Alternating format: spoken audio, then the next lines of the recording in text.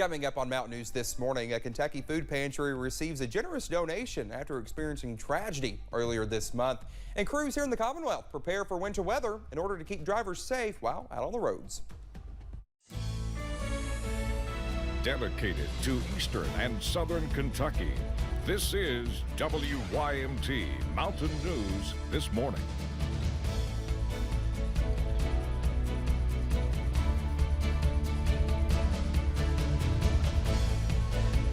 All right, it's 6:30 on this Tuesday morning. I'm Dakota Makris. We have 2 more days until Thanksgiving, so we are pumped and jazzed for that. And I know Brandon Robinson is really happy today's his Friday, and we're all just jealous of it. But you know what? You know what? You deserve a break, so we'll let you have it. Listen, I appreciate that, and you know, it's been kind of a rough road here lately, but that's okay. We're going to take a little break, and we're going to come back at it on Friday. But here's the thing. I get these 2 days off, but I also have to fill in for Cameron on Saturday. Do you really? I'll still be here on Saturday. So yeah. What a treat! I know, right? Exactly. I want to try to anchor Saturday too. Come on. Come with me. We'll go over the weekends too. All right. Let's take a look at our temperatures this morning, and they are cold out there, so be careful. 18 Irvin, 17 Monticello, 20s pretty much everywhere else, and it's low 20s in a lot of areas. So keep that in mind. Your breakfast forecast. You might need some oatmeal this morning instead of the weather wheat, so get that out there this morning because it's going to stay cold through the morning drive time. We're going to continue to watch that trend, and the forecast for the rest of the day, low 40s for daytime highs. So not a lot of movement there, even with full-on sunshine. Another chilly night tonight, and some locations may drop into those mid to low 20s and maybe even some upper teens, but we're forecasting 27 for now. Dakota? All right, Brandon, thank you again. The Central Kentucky Food Pantry is getting another big donation after its building burned down. Christian Appalachian Project is donating thousands of pounds of food to the Garrett County Food Pantry after the fire destroyed all of its stock.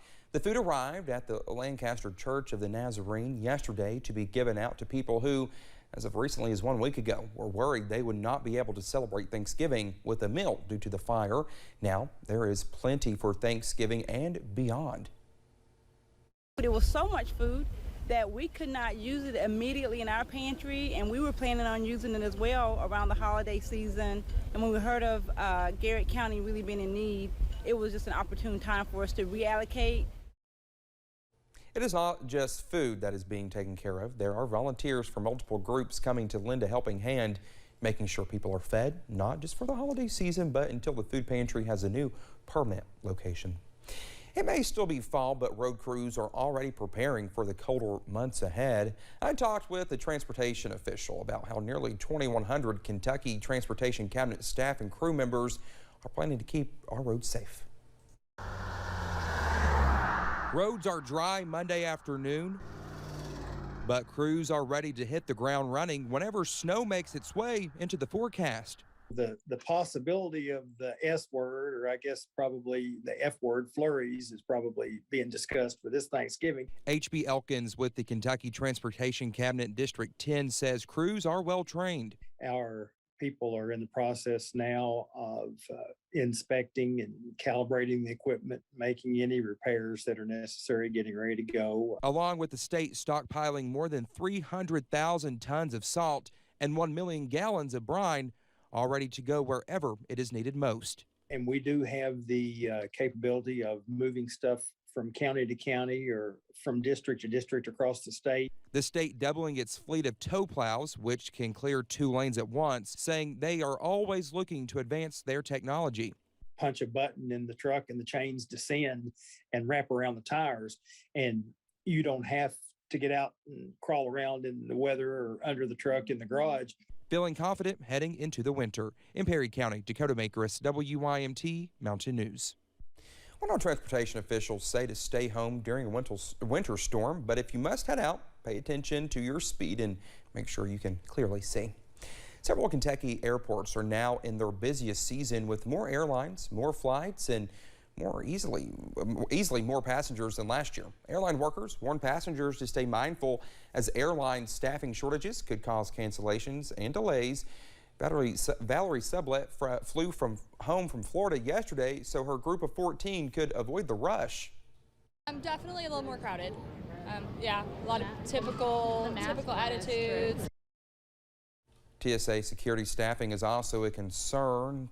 Thanksgiving flight bookings for 2021 are slightly outpacing pre-COVID 2019.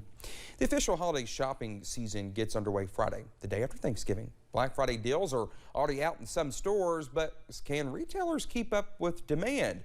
Shop Local Kentucky is one of many Lexington businesses gearing up for the holiday shopping season. Now, one of its co-owners says he is looking forward to having customers back in his stores this winter after only offering online shopping during this time last year due to the pandemic. For us, for the holiday season, we hope to make people smile. That's the goal of our business in general, is that when people come in that they feel welcome, and especially since they're coming out probably for the first time since the pandemic. Now, due to the supply chain issues, business owners advise shoppers to get out to stores early this year to ensure they can check all the items they need off their lists. Well, shoppers are gearing up for this season's holiday shopping, but if you're not careful, your credit card information could be stolen. Just spending a few extra seconds to verify a sender and changing your passwords could save you money and a big hassle. Emily Bennett has tips to keep your information safe. The email looks legitimate. It only takes one click for a hacker to gather your personal information. There's a lot more scams at this time because you're getting so many emails, you're getting so many notifications, like it's harder for you to really pay attention to which ones are real and which ones aren't. With fake emails and ads for deals looking legit, there's a few steps you can take to not fall into a trap. First, never click a link in an email. And once you click manage shipment, I'm sure if I click it, it'll take me there to type in my password, and that's how they get it. Instead of clicking, type in the website yourself. They're not really sending you a one-off deal. If they are, it's usually a promo code that you can copy and paste. This email, supposedly from the Postal Service, may look legitimate, but with one look at the sender's email address, you can tell it's not. USPS probably would just be USPS.com or .gov. If you do click on a link, look at the URL. Is it where you were expecting to go, or is it a really long URL that you can't really read? And also look to the left of the URL. If it says not secure, do not use any personal information on the site. If you're ever putting in a credit card, you definitely need it to be secure, or do not put in your credit card information. And while completing your online shopping, use a credit card service, such as PayPal or Apple Pay. PayPal is very secure, so being able to leverage that instead of spreading your credit card around 10 places and then trusting all 10 of those places are doing it right is a lot wider range of places that you can be hacked. It may seem like a hassle, but use different usernames and passwords for every site. And never type in your credit card information when first clicking on a link. There's just not really a use case where that makes sense. So just be more mindful of when you're giving this information. Telling people to think and double check before clicking. Emily Bennett, WSAZ News Channel 3, Huntington. The second Appalachian Arts and Entertainment Awards is on the schedule for April 2022, and this year's hosts are ready for a night of fun. Trey, Twitty, and Lynn are set to host the event as the Mountain Arts Center celebrates the creative minds in the Appalachian region. You can submit your favorite Appalachian creators until December 31st, and tickets are available now for the show, which Twitty and Lynn say should be a good time for all involved. They saw our show or they saw us on Facebook Live and loved our banter so much. That's what she said. So, and I don't know why anybody would, because all we do is fight, really. So I said, is there gonna be a script? Because she can't follow a script. And they was like, yeah, well, there'll be a script, but you can just, you know, do your own thing. It's a teleprompter, so I can read it. The event is planned for April 10th at the Mountain Arts Center. You can find links to tickets and submission form on our website. But Talia and Trey are more than just Appy Award hosts. They are country music grandkids with a passion to keep stories and songs alive for the next generations. The duo is celebrating 5 years since the formation of Twitty and Lynn under Loretta's blessing, a tribute group they put together to honor Conway's memory and to keep their music center stage. But the two say the people who come to the shows are not there for them, and they are not impersonators. It is about sharing more pieces of me, Ma, and Poppy with the world. You just grow up on Loretta and Conway music, so you come to this show and just remember hearing these songs, and we try to tell stories about, you know, what they're like. Since she helped raise me and taught me how to sing and what to do with audiences, I think maybe they feel a little bit of her with me.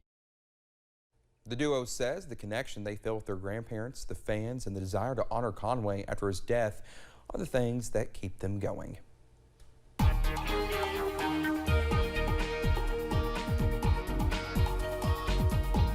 6:40 here on Mountain News this morning on this Tuesday. And Dakota, Talia said that she could read a teleprompter. Sometimes you struggle with that just a little bit, don't you?